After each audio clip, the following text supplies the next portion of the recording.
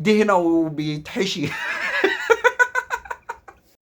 مش عارف يا جماعة اقول لكم ايه اللي حصل بالظبط، بس يا اسطى اكيد انت قفشت مع واحد كده في الشارع وزعلك، صح؟ اكيد انا قلبي حاسس، لان انت طريقة كلامك ديت ما تنفعش مع الطايفة كلها. انا اتبهدلت. يا اسطى اتبهدلت فين يا اسطى؟ ده هي نقرة في مناخيرك في بايدك، يعني ما فيش اي حاجة، عادي والله هتنزل الشارع عادي والدنيا جميلة، ما تقلقش من اي حاجة، ما فيش حد بس مين اللي عمل فيك كده؟ صح؟ انا اتبهدلت.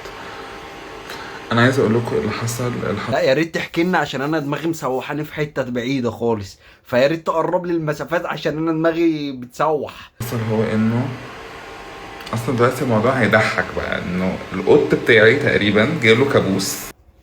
القط بتاعك جاله ايه يا عينيا؟ جاله كابوس؟ هو اللي عمل فيك، هو اللي شنبرك الشنبرة ديت؟ والله قط بيفهم. اه، ولا قط ولا قط ولا ايه القصة؟ او حصل له حاجه وكان نايم جنبي، راح تهور بقى التهور الفظيع ده. ده اكيد شيزوفرينيا ديت يا فنان، خده بالسرعة وروح للدكتور.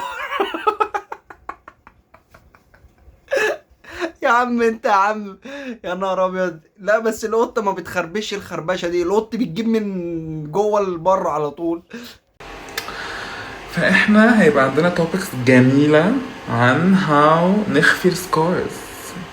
ماله السكورز يا عينيا؟ اوه ماي جاد، ماله السكورز؟ شكله زي العسل. انت شيل المرهم بس اللي انت حاطه على وشك كده، ومش هيبقى فيه نوتي خالص في وشك. لازم نلاقي حل للسكارز لانه اتشرحت. بس اتشرحت ايه؟ ده خربشه في مناخيرك وخربشه في ايدك، اتشرحت فين يا عم؟ امال لو في واحد طلع عليك اداك بالروسيه كده، يعني عمل اي حاجه، هتعمل ايه فينا؟ هتلبس ايه بقى في وشك كده بعد كده؟